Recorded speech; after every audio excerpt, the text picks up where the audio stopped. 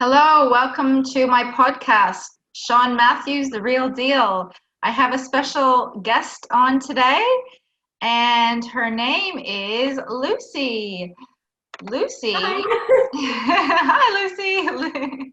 Lucy is Lucy Obod. Obod? Is that how you say your Obod. surname? Obod, yeah. Obod, yeah. Everyone gets it wrong, so don't worry. Lucy Obod. And she is a director and chairwoman of the Kutamani Foundation, a small grassroots organization which is working to improve education for both children and teachers in Tanzania. I love that. She has started this organization at age 20 years old, and after volunteering back in 2018 and working on a 3-year project to construct a school in Tanzania, she fell in love with the children and the amazing, colorful community. In Tanzania, access to education for disadvantaged children is greatly challenged, partly in light of the COVID-19 situation. And she wants her team, they want to work towards change, and she strongly believes in education is the foundation of ending poverty. I absolutely love that, Lucy. Welcome to the podcast. So happy to have you on. And you're 20 years old. Oh, you're welcome. Yes, 20 years old, and you do have drive. I asked you a couple questions before this podcast, and you said you had drive, and you certainly do. So welcome again. I'm excited to get started. Yeah. So how are you today? Yeah, good. I mean, it's pouring rain outside, but don't have to worry about that. So, yeah, no, really good. Good. And you're located in the Gold Coast, as I am. Yep. Down in Burleigh Heads, we've got an office space and things like that. So that's where I am now, just, getting some work done, and now I'm on a podcast. Oh, life is great, hey? Life is good. So, I want to ask you, the Kutamani Foundation, what is it exactly? Can you describe it to the listeners and the viewers, and how was it developed to begin with? Yeah, so the Kutamani Foundation, we are a very, very small grassroots organisation.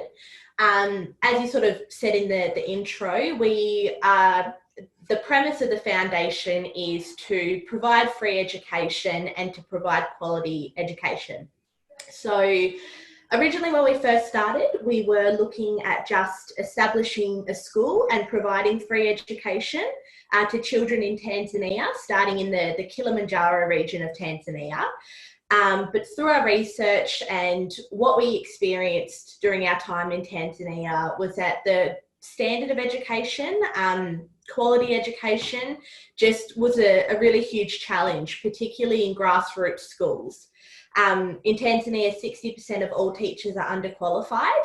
So alongside operating a pre-primary school, we're currently working with 4 qualified teachers here in Australia to develop a bit of a professional development outreach program, which is designed to support and upskill that 60% of underqualified teachers. So the program will consist of an initial course, which is all focused around the Tanzanian curriculum and syllabus, familiarising them with the curriculum and syllabus, and then providing them with additional teaching, learning concepts, some stuff around inquiry-based learning, things that they can apply in any classroom setting with any resources that are locally attainable to them. So that's really the focus. It started, as you said, because I volunteered back in 2018, and pretty much I went as a volunteer childcare worker / teacher, stepped into the classroom and realised that I was definitely not qualified to be in that classroom teaching a group of children at 18 years of age. I was still in year 12. I don't know how they let me volunteer, to be honest. But so I got involved with the project that was started by another Australian volunteer to buy land. At the time, it was just to buy land, because the school we were volunteering at was run by a local woman, and she ran it out of her home. The classroom was literally 2 metres by 3 metres, and there would be 40 plus kids fighting their way into this room every single day. So at the time, we just wanted to buy some land, so at least the children had a space to get outdoors and run around. 2.5 years down the track, obviously it ended up growing, and we ended up constructing a 2-classroom school. We went back in January 2018. That was my third trip. Myself, Dana and Lena, who were the other 2 main girls on the project, to do a bit of an opening ceremony for the school. The school's running and doing really, really awesome now. The lady who runs it is incredible.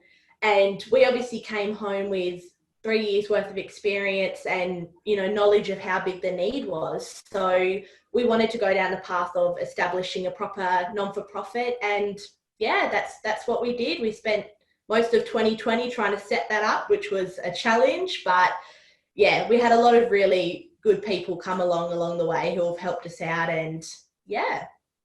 That's so good. And I think 2020 was probably the year of a lot of creating opportunities for a lot of people. So you probably had a lot of time to just get that concrete knowledge and opportunity to build the foundation. Would I be correct in saying?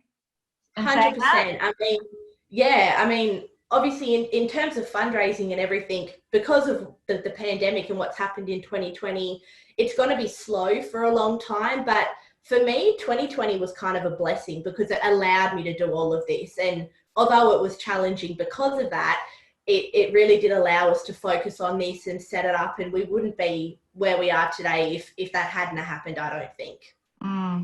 That's so inspiring. I've heard a lot of stories around that, and you know, it would be a blessing for, especially with this foundation that you've started. So thank you for sharing the knowledge around that.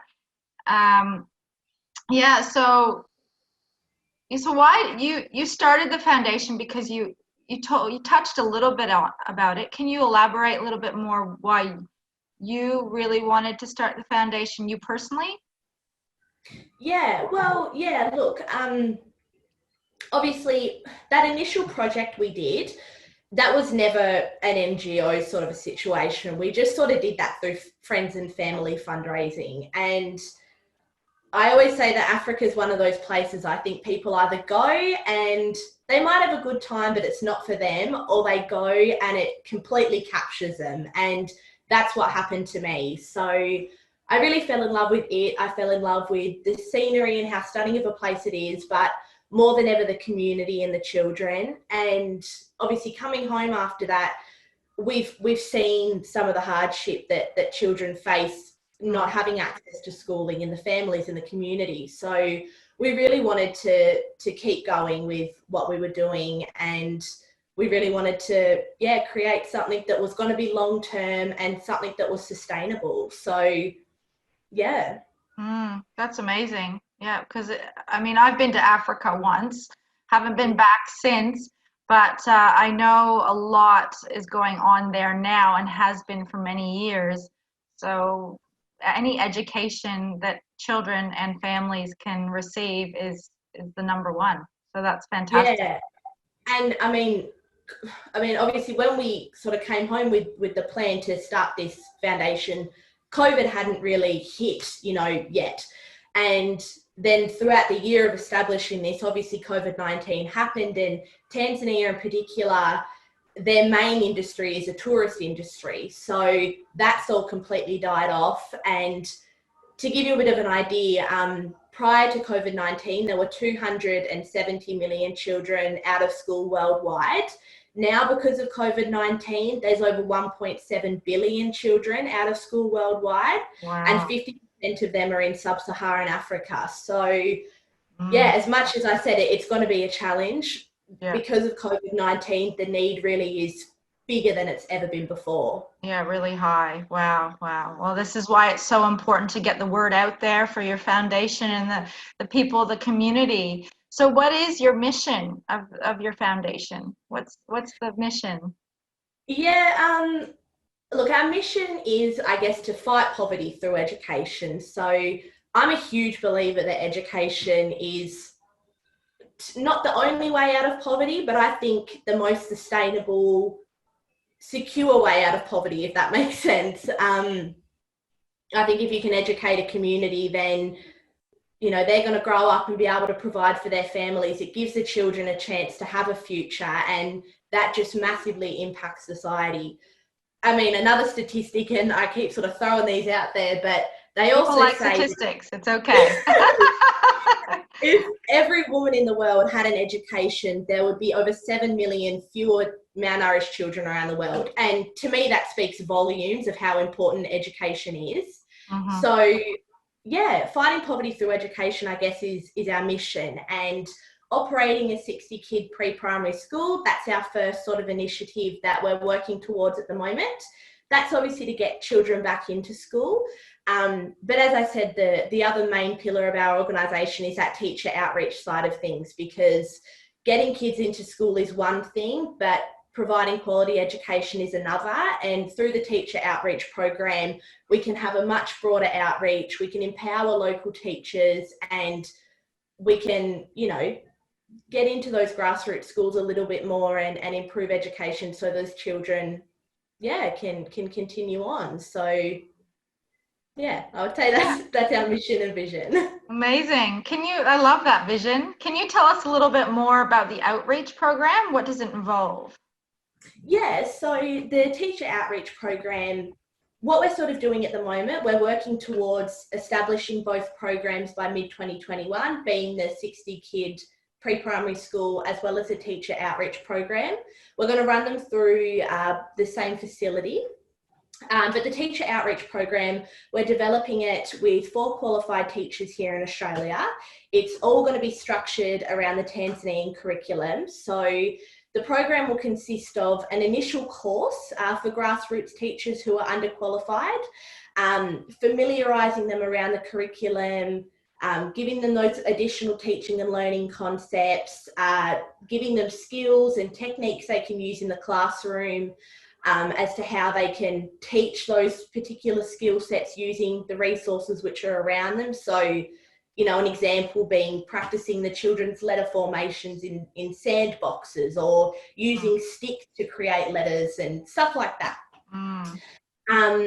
And then obviously, in addition to that initial course, the teachers will be able to come back through that facility and get access to additional resources, online resources, as well as, running regular collaborative sessions for teachers to come along and, talk about what's worked for them in the classroom, what hasn't, do collaborative planning sessions, all of that kind of stuff.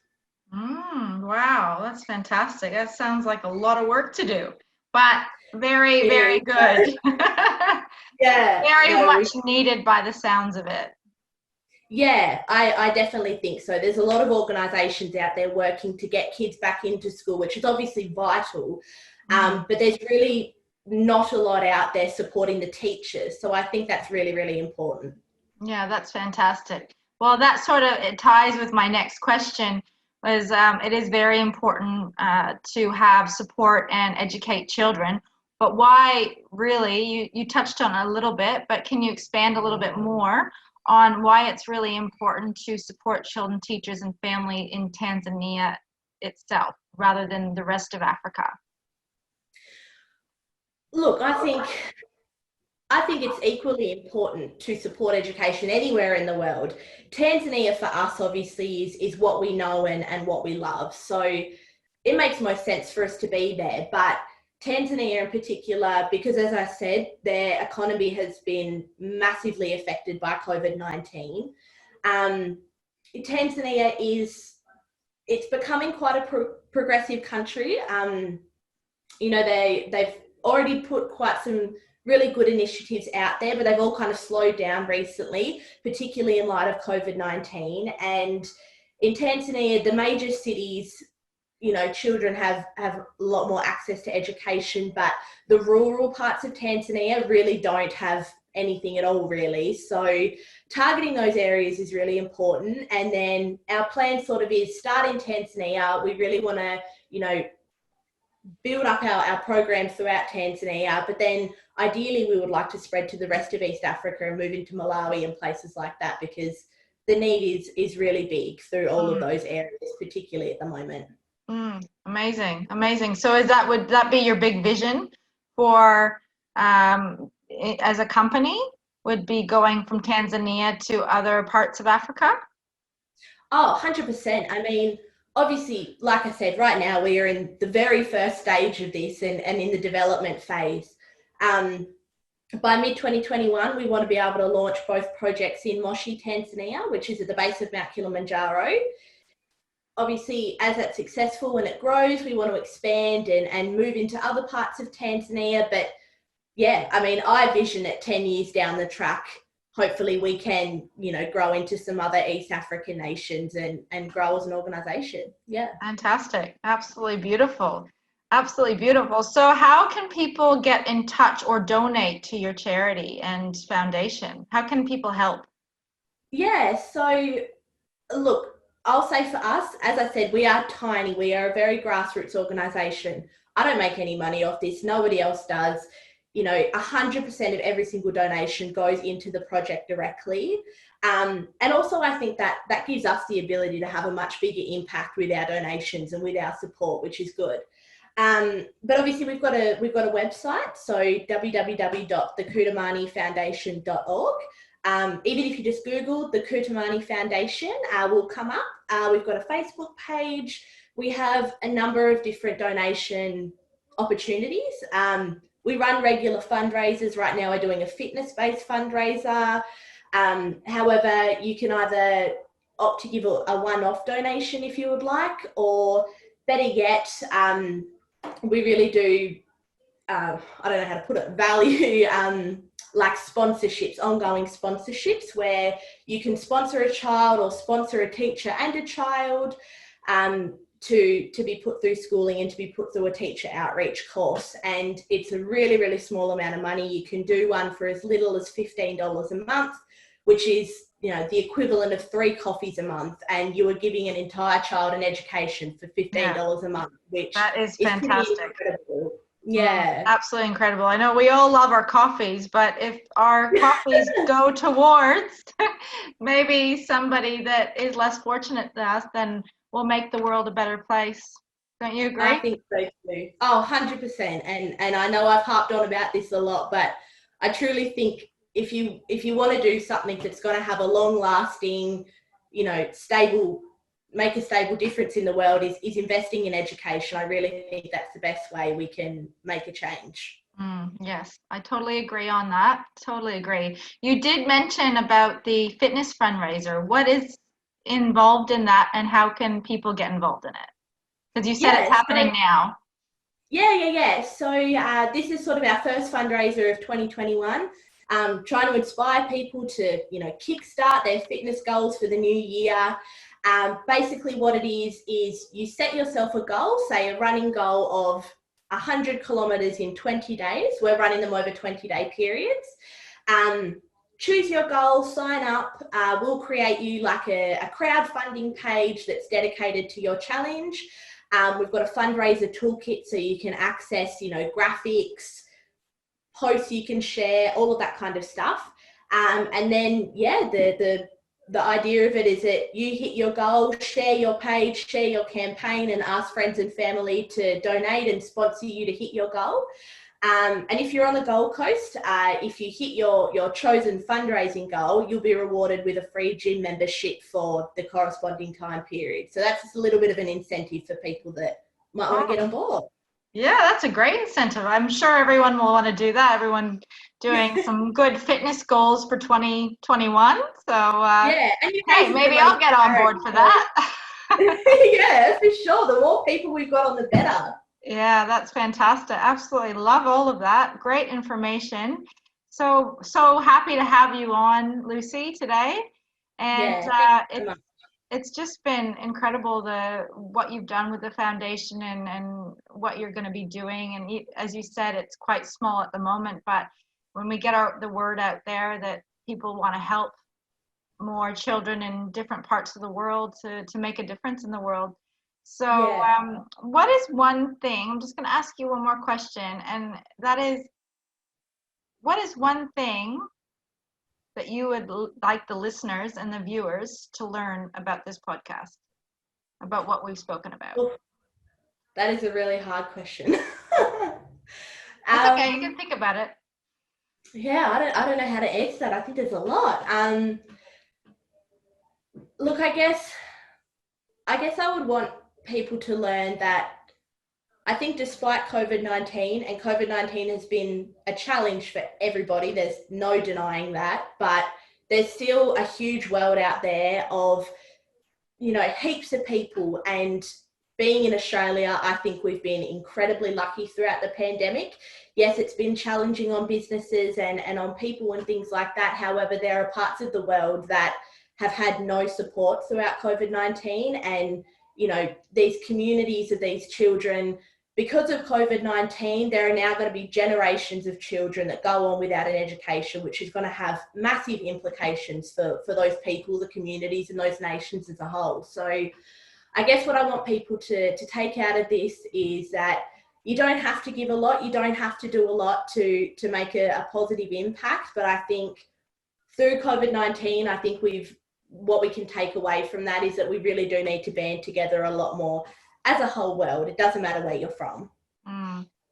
Fantastic. And I'll leave it at that. Thank you so much, Lucy, for coming on again today, and we will speak soon. Take care. Thank you so much for having me. Oh, thank you, Lucy. Bye for now. See you later. Bye.